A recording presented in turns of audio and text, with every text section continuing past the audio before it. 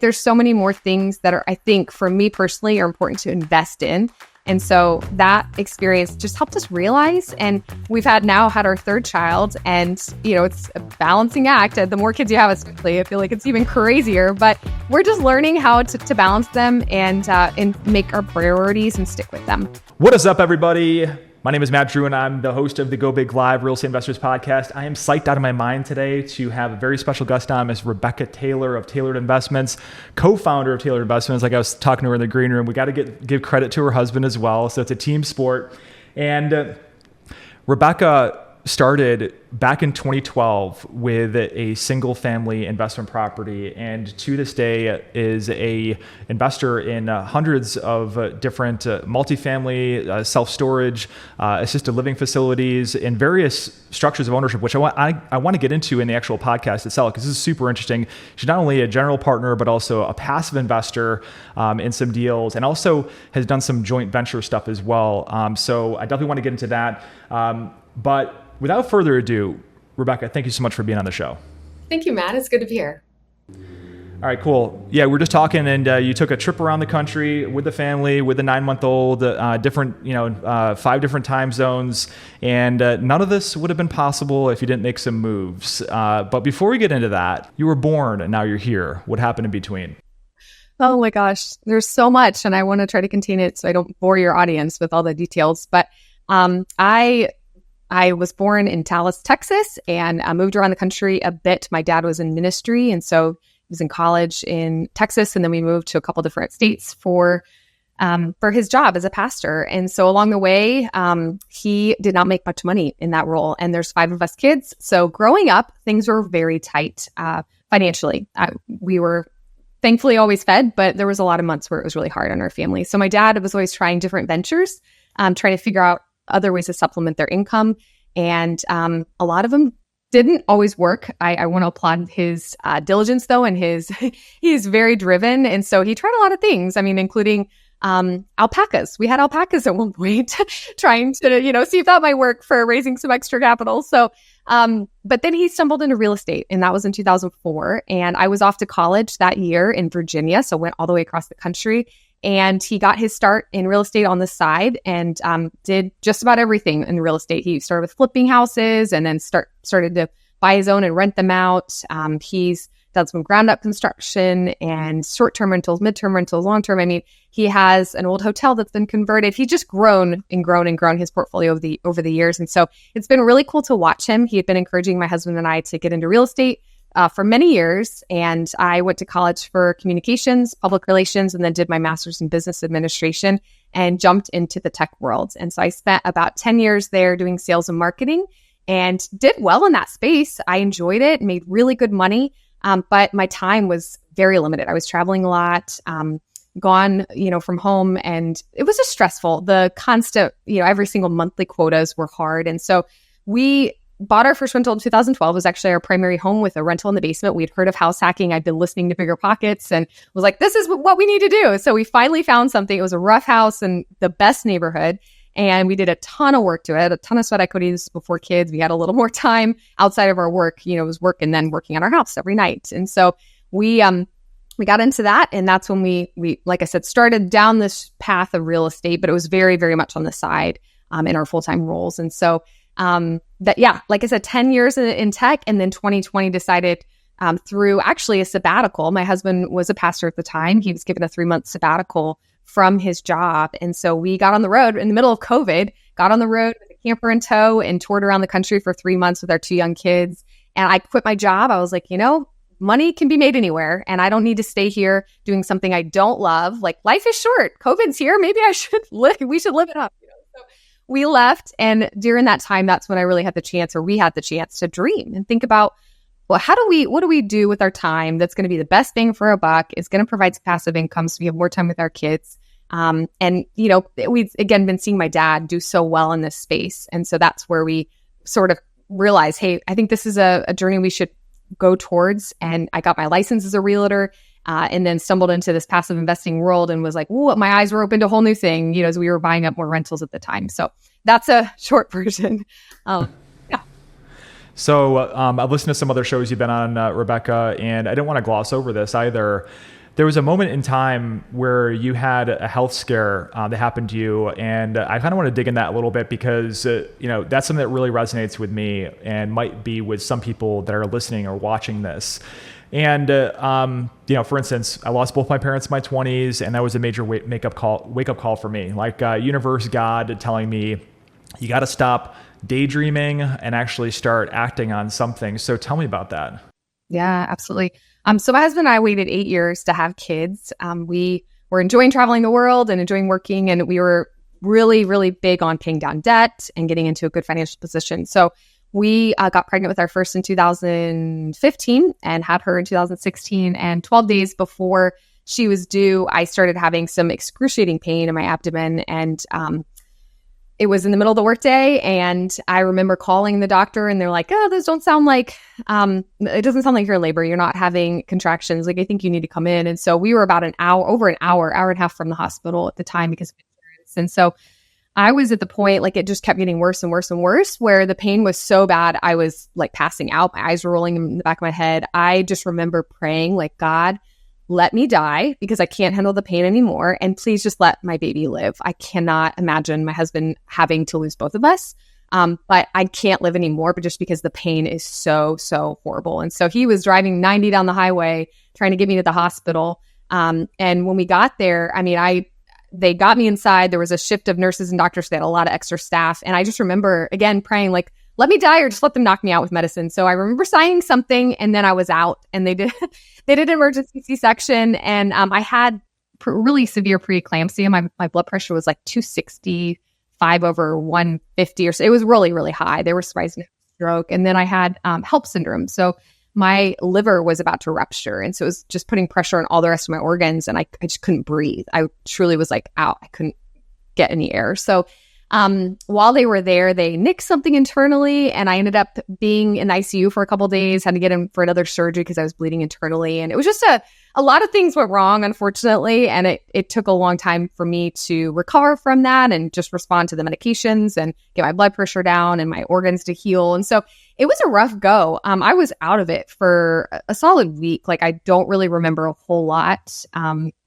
It was really, really hard. And then getting to go home from the hospital, I couldn't do anything by myself for a while. Like, I couldn't walk around my block for probably a solid month. I just was in so much pain and my body was healing. I'm trying to take care of a newborn as a new mom. It was very, very challenging. And so that experience, I think, made me realize how short life is and how much I want to be present with the time that I have. I don't want to miss out on my kids' lives because I am working so much. And that is a tendency for me. I love to work and I can be a workaholic. I have to really pull myself back from that. But I see my priorities are my husband, my family, and being with them. And so finding a balance, I guess. So after that experience, it just made me realize I want to be present and I want to figure out a way to have a healthier balance in my life and invest in not just my job or my finances or real estate, but in my family, in our church, in our community, in our neighborhood. There's so many more things that are, I think, for me personally, are important to invest in. And so that experience just helped us realize, and we've had our third child, and, it's a balancing act. The more kids you have, especially, I feel like it's even crazier, but we're just learning how to balance them and make our priorities and stick with them. Yeah. I love how you said, invest in other things. And a lot of times people hear the word invest and they think of monetary, financial type of things. And there's so much things you invest your time in, and something that's actually a recurring theme across, your website and what you put out there is your time is your most precious asset. And so what was the seminal moment of, you were buying some, single family properties, house hacking and that sort of thing. Like, what was that moment where you're like, hey, let's scale this thing and take it to the moon like you have? Yeah. So let me just mention, after having the first child, I moved on to another job in tech. And one thing I kind of realized is I had the power to negotiate my time. And so I went into a new job and was able to actually negotiate a shorter work week. I went in and just did 4 days a week, which was amazing, going from a 40 plus 50 hour job per week to cutting down my hours and being able to be home more. And so that was something I kind of learned over time is, what is my time worth? And how do I get the most bang for my buck? If I'm working in a tech job making, say, $100 an hour, that's good. I'm not at all complaining against that. But if I can do something like rental properties that's going to provide some passive income, or we've also been doing lending, like hard money lending, and I make really good money in that. And so trying to figure out where am I going to get the most bang for my buck and my time? And that was something, again, that I think came out of that situation. And so again, we went on sabbatical in 2020 and we came back and we paid off our house. Actually, this was back in 2015, 2016. We had just been living very frugally and putting all of our money into paying off all of our debts. So no school loans were left, no car payments. We were putting like an extra $4,000 a month into our paying off our house. And by 2016, whatever year was in there, we paid off our house and we're like, this is awesome. Like, we're totally debt free. We have no payments every month. We love this.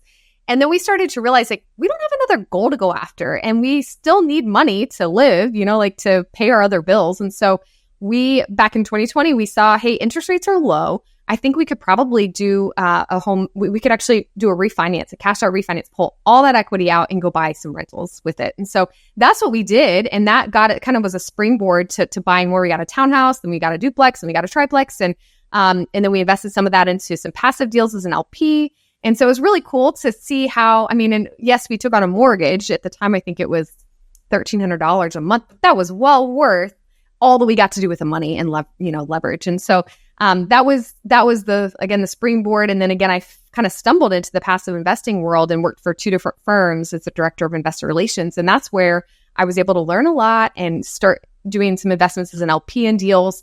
And it was just a really cool opportunity. One of them was doing fund of funds, and then the second was doing singular assets with just value add multifamily. Excellent. So let's dive into our case study that we were talking about in the green room in terms of, like, maybe you weren't an LP, but it was the first deal that was big for you as a primary operator, was kind of outside your comfort zone, and where you maybe earned some battle scars in the process that you can share with our audience that they can use and put into action and help build confidence in their own journey too. So let's talk about that one. Yeah. So one that, and this isn't the first one, but one that is just very recent for me is the deal that we've just done here in Lynchburg, Virginia. Again, not our first, but for me, it was probably the most exciting because it's here locally. The other deals that I've done have been around the country. We've invested in Oklahoma City and Phoenix and Wisconsin area and down in the Sun Belt. There's been a number of deals between LP and GP positions, but this is the first syndication that we've done here in Lynchburg.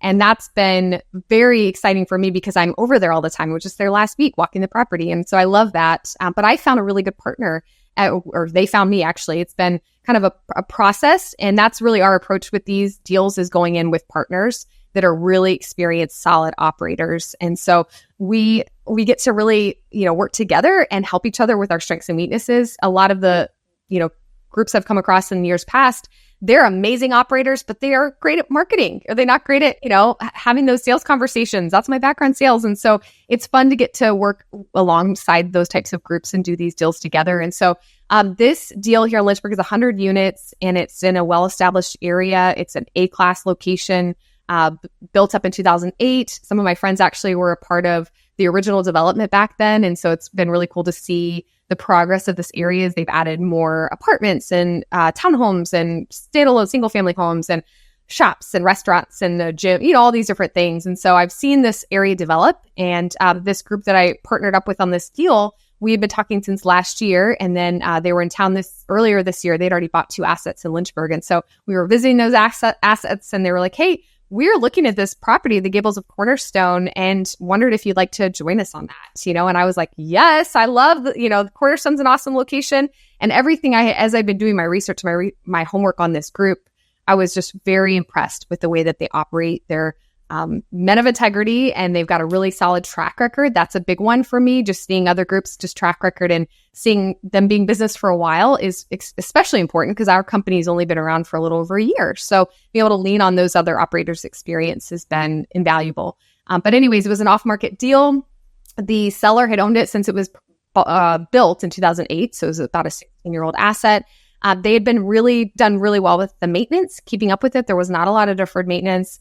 Mostly 2-bedroom units, some 3-bedroom units, and nearly 100% occupied. The rents were a little low, and there's opportunity to raise those over time. But it's a very minor value add. There's not a ton of work. It's not a huge gut job, which to me and for my investors right now, cash flow is really important.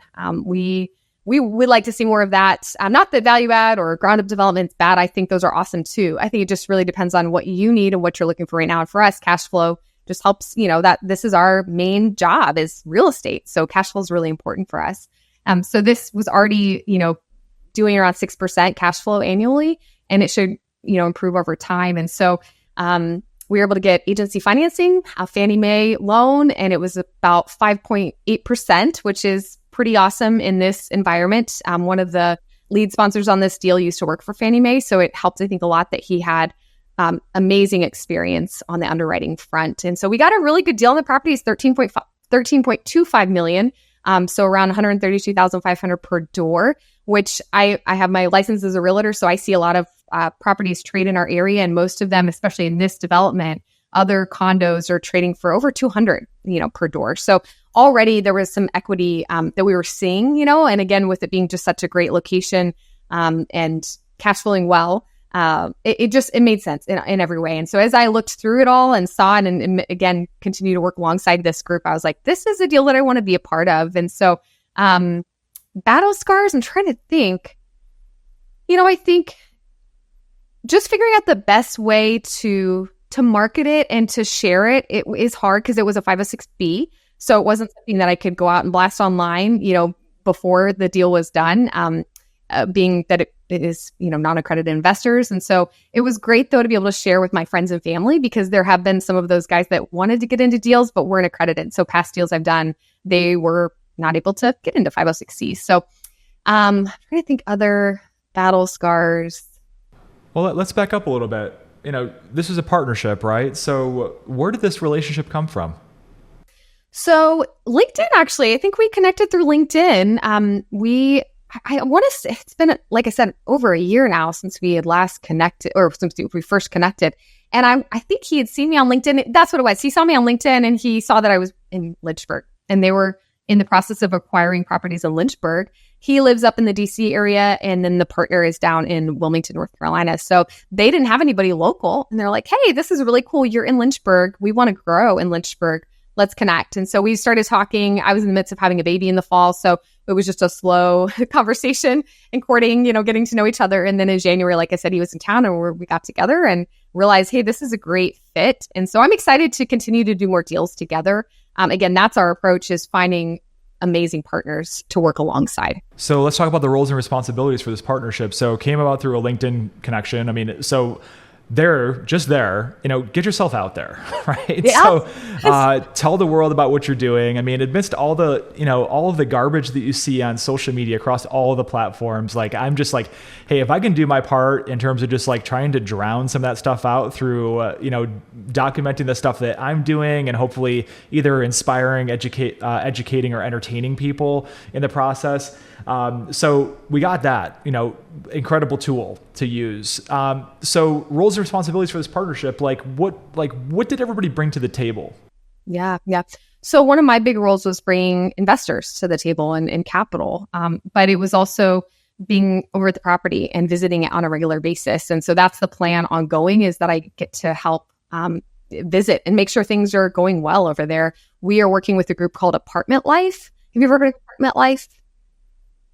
Yeah, it's an organization that you partner up with, and they basically they select a resident or a tenant to come in, and we give them an apartment for free or at a discount to live in the apartment. And then their goal is to create community there. And so they are doing monthly events and inviting the whole community to come out to dinner or a movie or whatever it may be, charcuterie, something fun, and just inviting people out of their apartments to get to know their neighbors.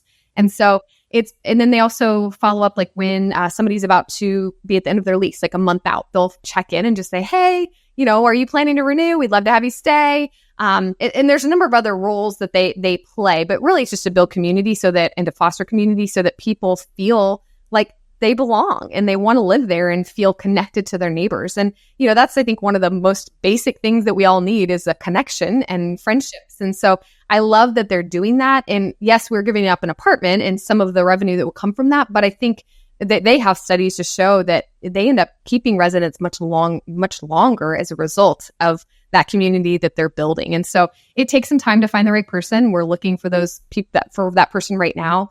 We haven't found that person yet, as we just closed on this property last month, but I'm really excited about it because it's, I believe in community. Actually, in college, I was a resident assistant for a couple of years, and then I was a resident director. So I lived on campus for 6 years, a part of like building community. And I just see so much value in that. So that's one thing I'm getting help with, is finding that person. Again, I'm well connected to Lynchburg, and the other guys aren't here as frequently.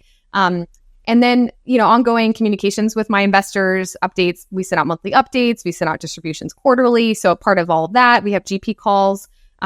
Initially it was monthly. It'll go to quarterly. It just depends. Like this week, or not this week, next week, we're getting together for dinner. The other guys will be in town. So, it's just ongoing communications with them and knowing what's happening. Ultimately, they're the lead sponsor. So they'll make most of the final decisions. If there was ever a situation where, the other co-GPs, which there's only 3 of us, we didn't agree, we would be able to vote. But as the lead sponsors, they'll be able to make the day-to-day decisions. And I trust their judgment. They've been doing this for longer than I have. So I love the fact that I can rely on them, and they're doing a fantastic job.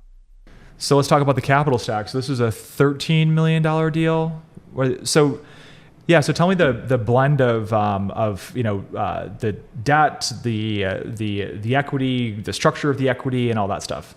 Yeah, absolutely. So we got about $9 million in debt. It was, like I said, it was agency loan. And so it was Fannie Mae and a great interest rate.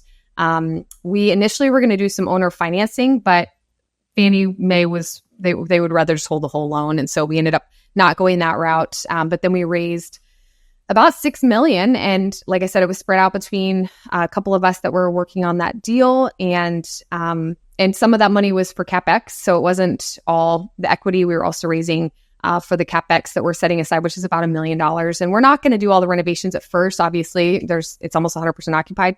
And rents are strong, and again, can be stronger. But the plan is over time to slowly, as people move out, to do some renovations. I think we set aside $6,900. I don't have the numbers sitting in front of me, but $6,900 per unit. And that's both for exterior and interior renovations.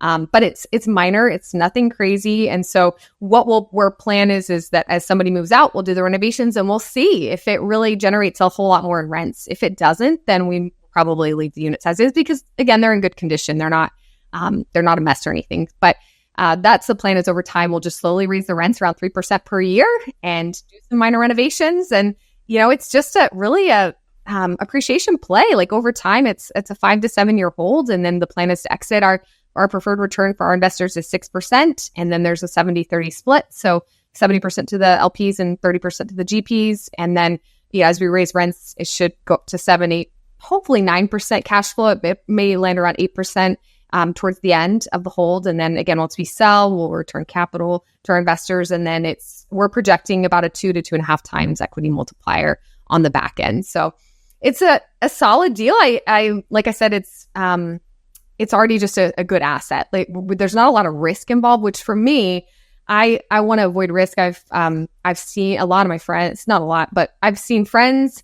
I've seen other GPs that have lost properties or just not. And I have actually, there's one deal that I'm an LP in from years ago, not cash flowing at all. And that's frustrating when you're expecting to get so much in cash flow every month, or you might even be depending on it, and then it's not coming. And so for me to see something that's already cash flowing, and again, not a lot of risk, was really key.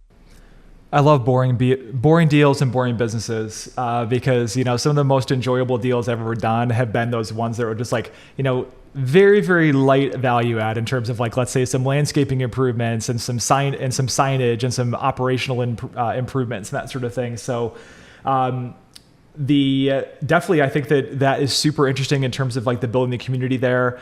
Retention, or the lack thereof, is a huge either profit center or cost sink with operators. So, getting that stickiness of residents, so that even if you can extend somebody an additional year beyond what they were even planning on doing, because like all of their friends there, or they even just like they have a friend or two that live there that they can walk to, and that sort of thing is incredibly powerful. So I love that. On the capital raise, I'm glad we're doing this when it's fresh in your mind. You're kind of like in this market cycle. You had to do, a pretty decent sized raise, several $1 million raise.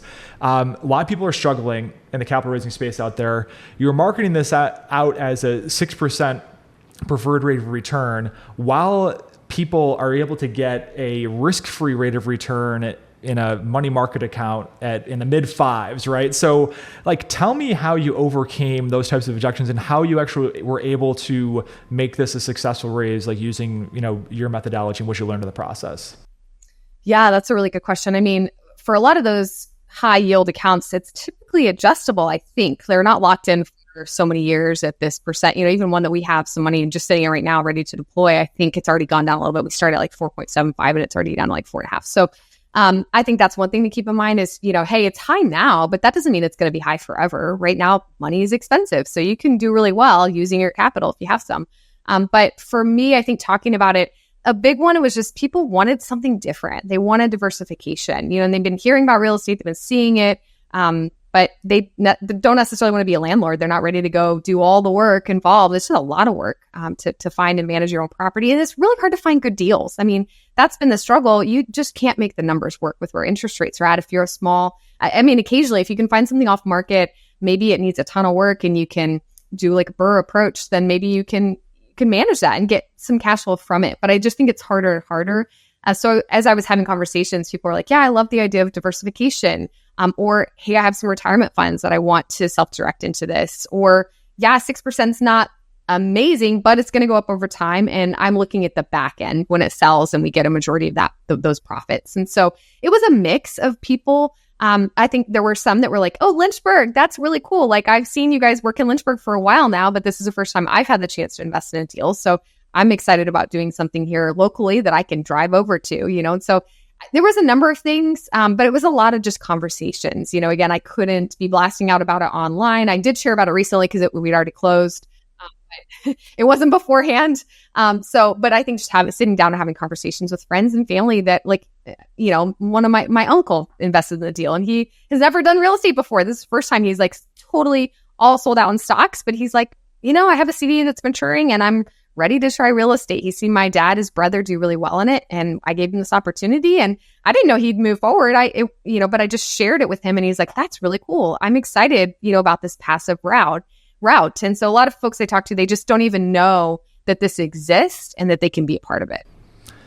Rebekah, what was your methodology in terms of order of operations, in terms of how you executed this plan? Specifically, let's get granular here.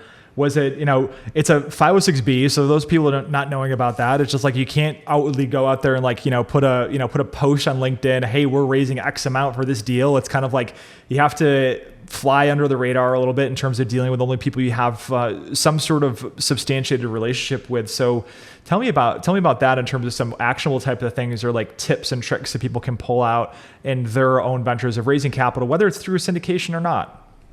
Yeah, that's a great question.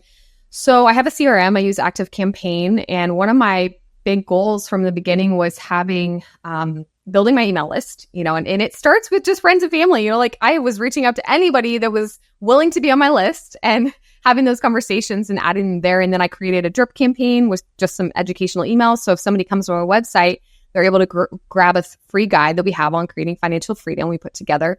And that just gives them some really great books to read and things to focus on as they look to have freedom in their lives with their time and their money. And so then that puts them into a drip campaign and they're getting, a flow of educational content over a couple month period. And so it took a lot of time to write all that. I was not using AI. I probably should have. I know I keep hearing about AI and I'm like, oh my gosh, I need to use this, but I'm kind of a control freak. And so having to give up control and feeling like it's not me feels weird. But anyways, just putting people into that so that they were getting information regularly. And then as the deal came up, I was every week sending out emails about the deal, showing pictures of me over there, other people over there, giving them all the details. We put together a webinar so they're able to watch the webinar. There's just a flow of information that I gave them. And then I followed up with text or calls and said, hey, did you get this email? Do you have any interest in working together on this deal? And so it was, warming them up over time and then slowly, bringing them into the deal. Now, there was definitely some lessons learned in the sense that not everybody moved forward that I had thought might move forward, and some of them decided, hey, this just isn't the right fit for me. Like I had two guys that really like to have control. They're in my real estate investor community here in Lynchburg, our RIA. And, they seemed like sold out on moving forward. And then they decided last minute, they were a little scared. They just didn't feel like it was a good fit. And that's fine. Like you're going to have people that just aren't ready. And you just have to be patient because I think eventually they'll come around. But in the meantime, it's just building those relationships. It's not overnight. A big one for me too is referrals. Like a couple people came in. I think I had 2 investors that came through referrals, which was really cool. That they told their friends about me. Actually, we were in Alaska. We got to visit 2 of our investors out there, which was awesome. I'd never met one of them in person before, so I got to bring them dinner. And we've been talking for months, and so it's just really fun to get to be a part of that. Excellent. So, let's get a little bit tactical about growing the email list, right? So, how does one do that? Like, what are the specific things they can do to grow their email list and grow their contacts? This is one of those things like you should start doing it now, even if you don't need capital. But tell me about that. Yeah, well, they say the easiest time to raise capital is when you don't need it, when you're not, in the midst of a deal. And because it's less awkward. You're not having to like put people in the corner like, hey, I need this money to close on this deal. You're able to say, hey, here's what I've done. Here's what I'm going to do. And do you want to be part of it? There's some really great returns. And it's outside of that, it's diversification, it's passive, it's long-term appreciation, equity growth. There's all these things. And so tactical though, I think a big one is being vocal. And I probably don't even do this enough. Like it's hard sometimes to come up with content and sharing online, about what you're doing. But I've seen a ton of people come through those, LinkedIn is a big one. I'm very active on LinkedIn. I do some on Facebook and Instagram, but those have been places where people trickle in probably the most from that. Like I said, referrals, and I'm trying to think of what else. I should have had my list in front of me. There's always ways to do better at this though. One of the things that I learned in the last job that I was at, I worked for a group called Ascent Equity Group, and it was founded by 3 doctors. And so they had done a phenomenal job of building their avatar, and they spoke to doctors. That's really who they're laser focused on. They have some other investors as well, but they really appeal to that audience. And so early on with my business coach, she was so helpful in helping me think through like, who do I want to work with? Like, who is my avatar? Who is the people that I really resonate with me? And so how do I build a marketing plan and messaging around them? And so that's been a focus in it. I'm still working on it. It's definitely not perfect. I want to get better at it. Like I said, content is sometimes hard to figure out what do I share? Because I just want to add value. I don't want to be salesy. I don't want to push anything on people. I just want to help them get to a place where they have more time freedom, because ultimately, we've experienced that, and it's such a huge blessing to be with our kids more and doing things we love more. Absolutely. Yeah. One thing is that content is one of those things, there's this saying, content is king. And one of the tools I've actually used is like, I don't believe in generative AI to create content for me, but how I do use it is in ideation. Because I can go to like ChatGPT, for instance, and I can say, give me 50 content ideas about like this topic, right? And then you go through it and you just basically highlight the ones that, it's like, okay, that's interesting. And then you can take those things that are highlighted, and then you can ask it to give you 10 more ideas about each of those things, right? So, and then the thing with content, for instance, is the more, it's like exercising a muscle, right? It's like the more you do it, the easier it gets. Just like Jerry Seinfeld, just like I started writing jokes every day. That's how I got good at writing jokes. Which sounds like kind of, counterintuitive, but literally as you're doing more content, and this is, kind of like, and everybody struggles with this, right? As you're doing content, you'll start to see like random things out there, just like your reticular activation system, right? I walked by a tchotchke that we got from Italy. It was sitting on our shelf. It was this thing of a Truly. It was like this little conical structure that they have in Puglia that we saw last year. And I was like, oh, I can do a post about tax evasion, because the whole story behind the Truly was that. So no, that's awesome. So love it. Thanks for that advice. And one other thing I too want to mention, just getting out there. I'm involved in our real estate investor community. We meet weekly. We were gone this part of the summer, so I haven't been there in a bit, but we have like a women's business owner group that I'm a part of. We have, I'm hoping to start an investor group just for women. We also have a faith-driven investor group that I'm a part of. I mean, my church, like people know there that we invest. And so I think those connections and just constantly talking about it, it is also driving that list, as well. But again, there's always ways to improve. And I'm always thinking through like, how do I get people? But I don't want to just grow it to thousands and thousands and thousands and it not be actually qualified leads. That's the thing, is I'd rather have a small list that is interested and willing to talk, and see what we have going on versus just a bunch of people that delete every email I send them. I know. Yeah. It's like a small but mighty as well. So in wrapping up, Rebekah, I mean, a lot of people that listen and watch our show, are investors that maybe own a couple small multifamily properties, maybe own a couple of single family houses, and it's just not moving the needle fast enough in the direction they want to. They're curious about going into commercial real estate, whether it's multifamily, industrial, self-storage, manufactured housing communities and whatnot. And they're kind of like, feel like they're stuck. Like what types of things can they do right now, like today, next week, over the next month, where they can get moving in the right direction? That's good. I mean, I think your network is definitely your net worth. And so getting in the room with people that are further along than you are. And I mean, just going to conferences, like it's going to cost some money and it's going to take time and you're going to have to maybe fly somewhere, drive somewhere, but you will connect with so many valuable people that are far beyond where you're at, and just being able to have those conversations, get their business cards, go out to dinner, take them to dinner. Like people are willing to give their time. I think if you're willing to maybe give something back, and maybe that's just taking them out, like treating them to a meal, or asking how you can help them, how you can add value. And so I think that's a big one, is just putting yourself out there, getting in spaces with people. And maybe it's a, mastermind that you join, or paying some money for some of the coaching programs out there. There's so many. I think you need to be really careful. I've heard of people that have spent $15,000, $20,000 on a coaching program and it just didn't really help. I think you do need to be careful. Ask for references, get as much information as you possibly can before you jump into that. But if you've already got experience on multifamily, figuring out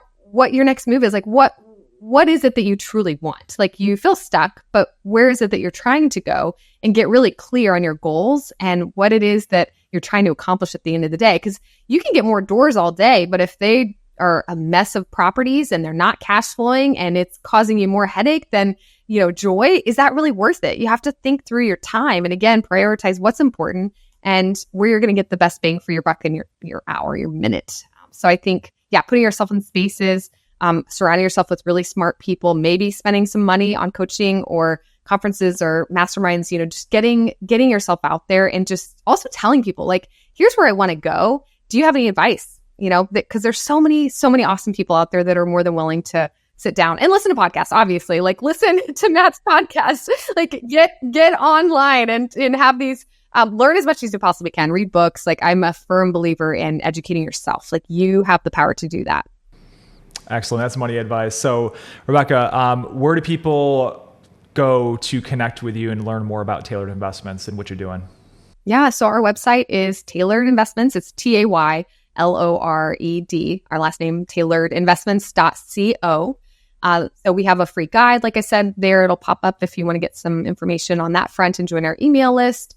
I'm happy to jump on the phone sometime and connect. I'd love to hear about your goals, your interests, where you're hoping to go, and see if we might be able to help. If not me, I'm happy to connect you with other people that can, because there's, again, so many people out there like Matt and others that are phenomenal. So if I can help on that front, connect with me on LinkedIn. Like I said, I'm on Facebook and Instagram as well. Excellent. So we're going to wrap it up. If you're listening or watching this right now and you want to get more exclusive access to content that's outside of the wonderful interviews we have with our esteemed guests like Rebekah Taylor, or for instance, you have to subscribe to our YouTube channel. We release exclusive educational training, long form training, not this like 15 second, 30 second, 60 second type of stuff you see on Instagram. And I mean, this is like tactical type of stuff I do deep dives on. So make sure to subscribe to our YouTube channel and hit the notification button, and check out our next industry expert series we're releasing very soon, which is actually, if you do not have the balance sheet to buy a commercial deal, you can actually get a key principal or a loan guarantor to help you take the deal down. So we're actually going to go into great detail with one of our industry experts, Ethan Gao, who's out of Texas. So definitely, Rebekah, thank you so much for being a guest on my show, and I'll see you in the green room. Yes, thank you so much.